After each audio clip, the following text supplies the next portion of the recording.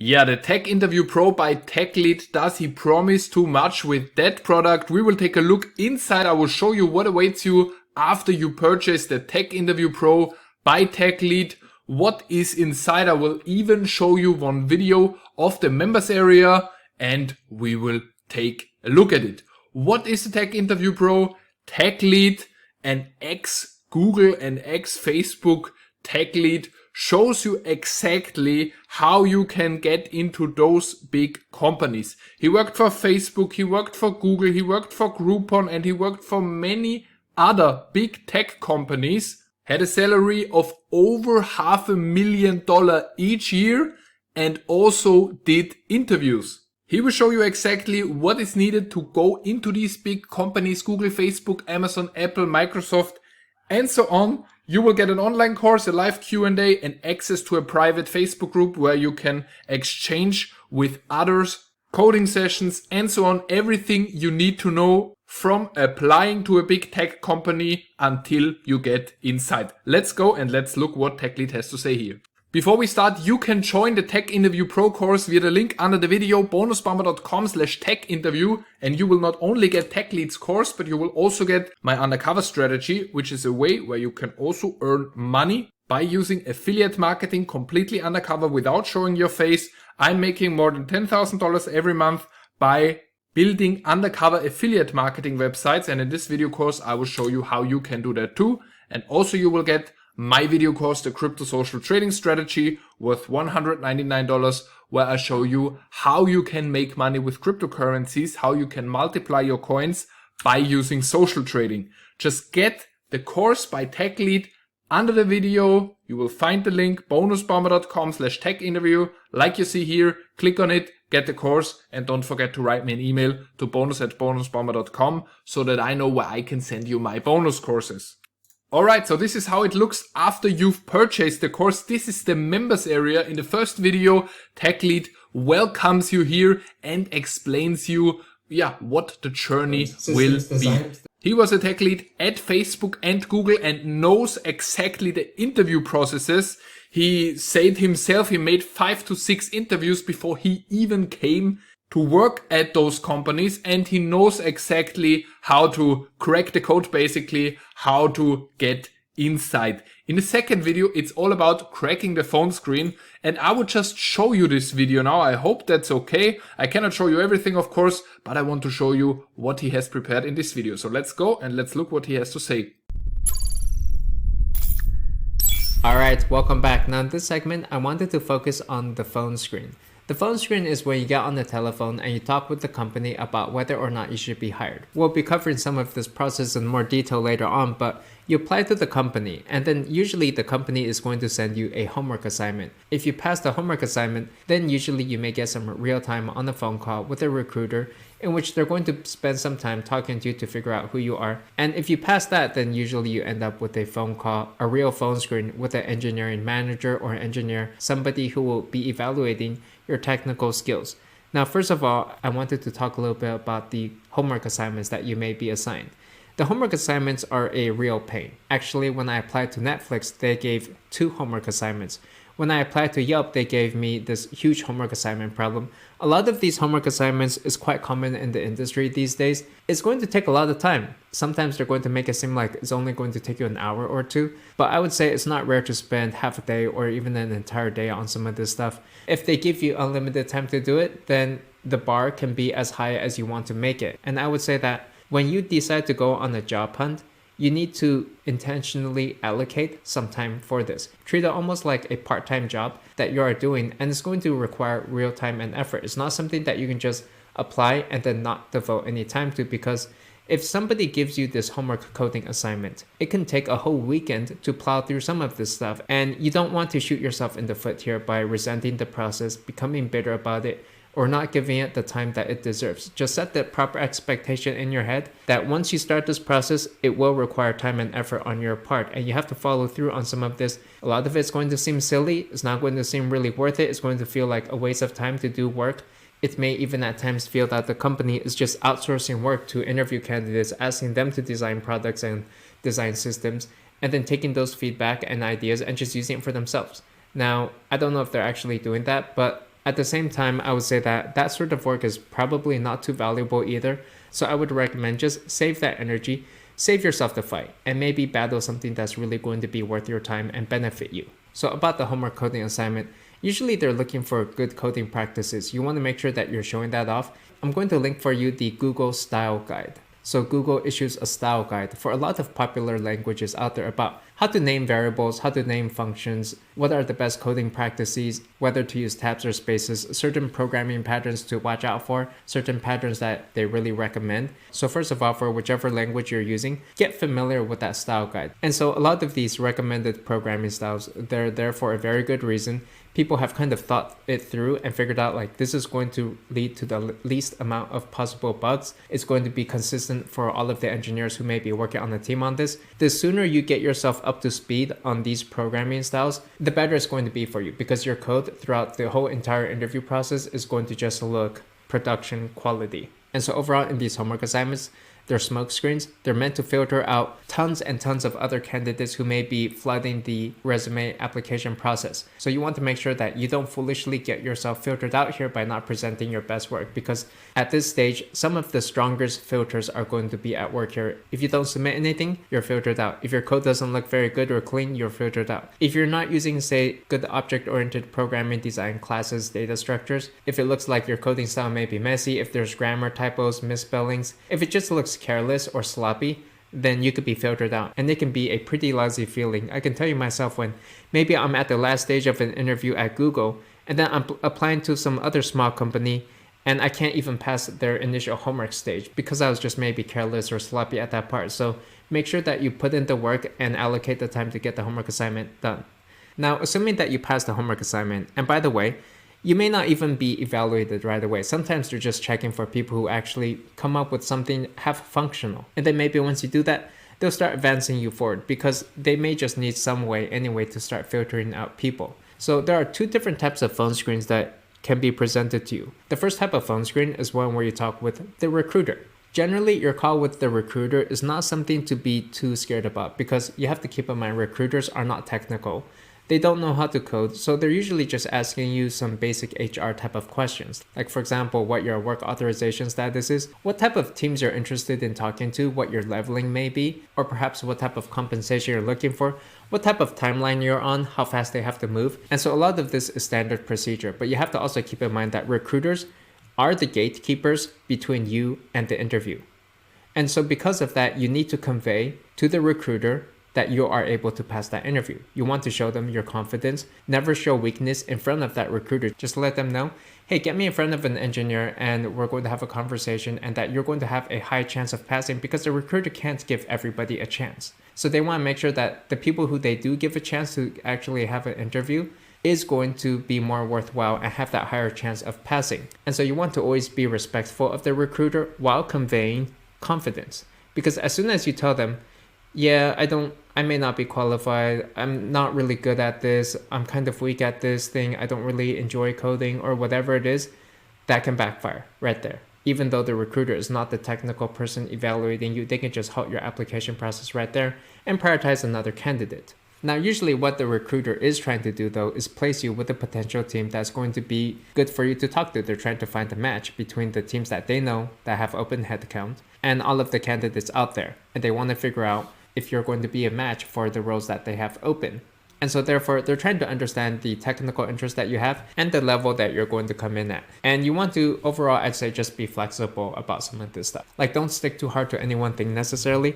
Personally, I know that some of the Facebook recruiters out there, they're going to purposely use machine learning to lure in some candidates, because they know, for example, a lot of candidates, they just want to do machine learning. And then in reality, all of the machine learning positions, they're not even available, right? It's such a hot area that a lot of them are already filled. And so when a candidate comes in and says, oh, they only want to do machine learning, or if you have a candidate that thinks they're really hot stuff and they think that they want to be a senior engineer, well, a strong insistence on that, thinking that the company has senior positions for machine learning, may backfire.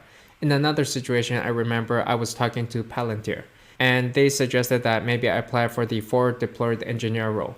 in which you would have to travel a lot. And over the phone, I was just pretty hesitant about that because I was just so stuck up to the position of software engineer. I wanted that title, software engineer, when in reality, I think that forward deployed engineer is also a very fun and interesting role, and I would have wanted that role. But because I did not show the enthusiasm in my voice, the recruiter just didn't really move me forward at that point, even though I may have been technically qualified.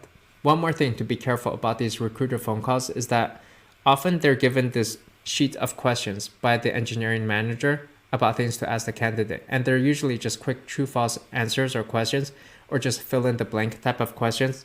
You're going to be expected to answer them. And if you cannot answer them exactly, you really have no opportunity to explain yourself or to explain the answer. It's either that you got it or you didn't. And usually these come in the form of quick fire questions. Like they'll say, what's a Boolean? What's the difference between a process and a thread? What's a retain cycle? What's a closure in JavaScript? What's the difference between a weak and a strong pointer? Or even, what's your favorite programming language? So for questions like these, number one, you want to get yourself familiar with the company tech stack and just be on the same page as they are and understand which role you're going for and make sure that you tailor yourself for the role that you're applying for. And you also want to make sure that you go online and you look up whatever role that is, like say it's a front-end JavaScript engineer, do a quick search for common interview questions in that technology. And you're going to usually find a whole list of say 50 to 100 common questions that people like to ask within that niche. And so for example, if you're applying for a JavaScript role, that question, what is a closure, comes up over and over again. It's just a common question that people love to ask as a way to filter out candidates. If you're applying for a mobile iOS role, people love to ask that question, what's a retain cycle? What's the difference between a weak and a strong pointer?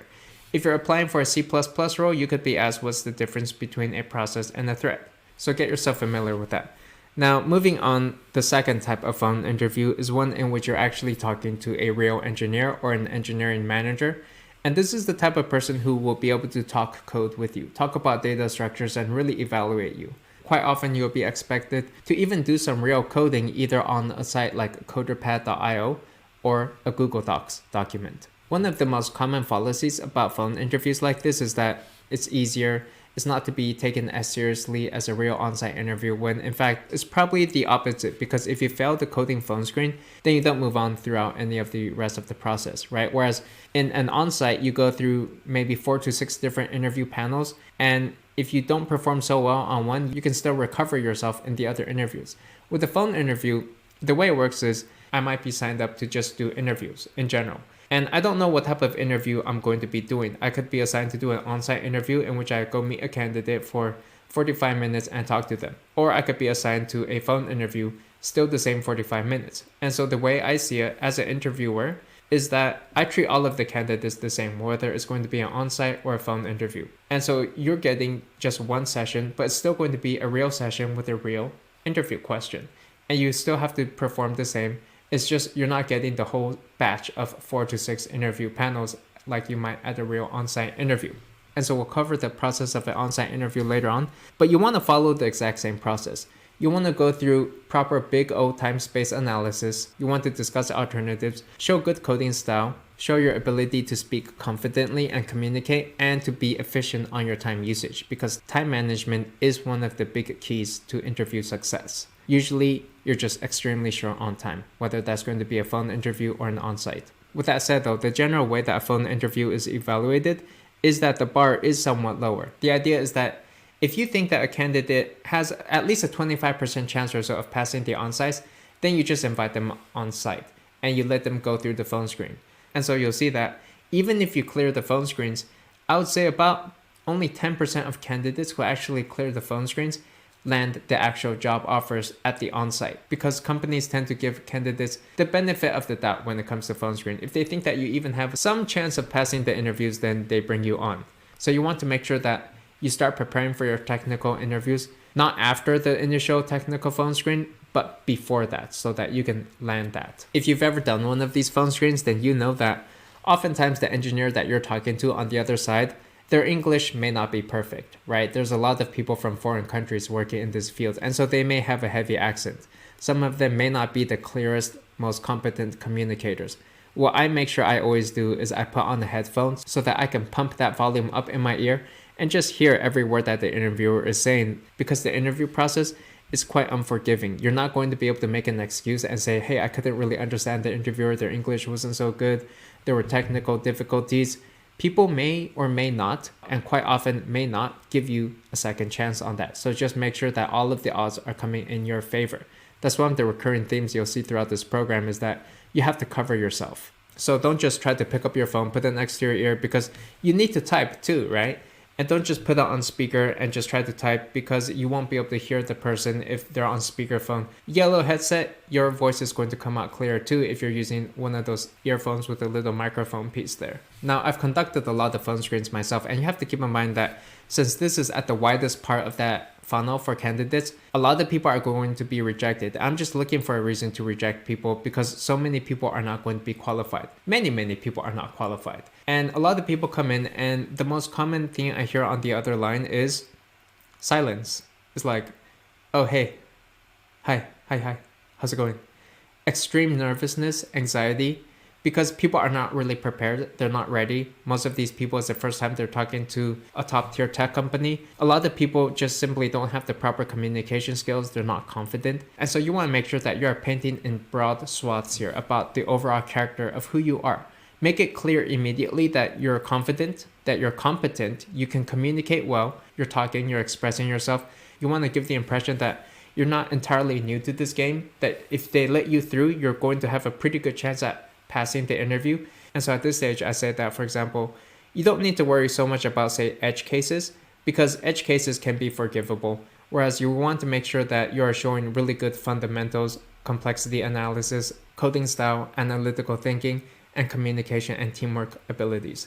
One thing you could try is maybe doing some jumping jacks, get your blood pumping, kind of work out a little bit so that you come in, you're vitalized, you're energetic, and you have that confidence already in you, instead of coming on the phone and you're really nervous, you're shy, you're not really talking very much, you don't have much prepared to say. If you don't have a good self-introduction, I recommend you spend a few moments to prepare something that you can say quickly about yourself. If you don't have any good technical, interesting stories, spend a little time thinking about technical challenges or projects that you're working on, some of the top bullet points in your resume that you may be able to discuss, because usually the way this works is that you're going to spend, say, 10-15 minutes or so discussing your projects, your background, where you're at, what you're up to, and then the rest of the time, say 25 to 30 minutes, may be spent on the whiteboarding portion of the interview, in which you'll be coding online, and we covered the coding portion in more detail later on. Now, I want you to also keep in mind that you'll likely be doing some coding, and this code will more than likely be recorded, copied and pasted word for word, and sent to, say, the engineering manager, who will be reviewing that. So if at all possible, maybe at the end of the interview, just clean it up quickly. Spend, say, 20 or 30 seconds just to make sure that code looks clean, because you're going to be responsible for what you wrote. What the interviewers do is they just pass on whatever happened during the phone screen over to the engineering manager. Oftentimes, it's not really the interviewer who makes the hiring decision, although the interviewer will be giving feedback, like they give a recommendation usually, anywhere from, say, strong no hire to weak hire to a strong hire. And so given these buckets that people are categorizing you, you want to make sure that you're in the bucket of, say, weak hire, or strong hire. So that's how the phone screen works. And overall, just keep in mind that at this stage, it is largely a numbers game. You just want to apply and see what you can get. Oftentimes, the availability of a position is going to depend on, say, the type of role it is, the type of software engineer it is, the location, geography, the timing. A lot of this stuff is not necessarily going to be in your control. And so just understand that rejection is a very normal part of the game. It does not mean that you are not qualified. Many times it just means that there could be external circumstances completely unrelated to your own qualifications at this point, right? Maybe a company just doesn't have enough budget for a certain role, or they just filled it really quickly with just some random other engineer who appeared out of nowhere. Or it could mean that they're low on headcount, low on budget, maybe there's a hiring freeze. It's quite normal sometimes for there to be a lot more open roles for, say, Android development than, say, iOS development. Sometimes there's more roles for iOS than Android. Sometimes you have a lot of roles over in, say, the New York office, and then the Silicon Valley office is already pretty much full. So just keep in mind that there are a lot of factors at play here. Don't take any rejection too seriously. It is a numbers game, and just keep it going. That'll do it for this segment. See you in the next one.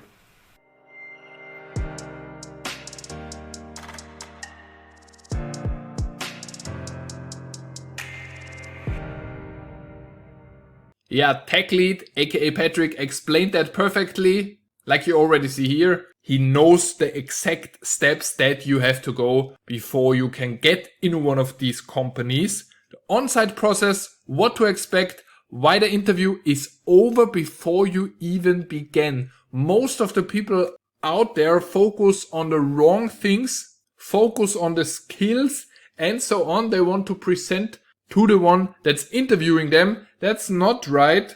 Patrick tells you exactly what these big tech companies are looking for and how you can get your position. Your access for technical interviews, behind the scenes of a technical interview. How does that work? Like I already said, Patrick made these interviews himself. Not only as somebody that applies for the job, but also as the interviewer. So he knows all the tricks how to get inside one of these companies, path to the on-site, worksheet, applying for the interview, everything in regards to that. He will show you here. You see the videos here, and those are longer videos. Sure, you have, for example, this video is 15 minutes long where he explains you all the process. In the next category, you learn the 4 axes of the interview: coding, data structures and algorithms, design, communication and other criteria. You can go in the interviewing masterclass. You will get the top tips that make you a pro in those interviews, where he shows you different tips and tricks of how you can get inside one of those companies, the top 10 most common mistakes interviewing. What do all the people out there make wrong when applying to these companies? It's not about showing skills.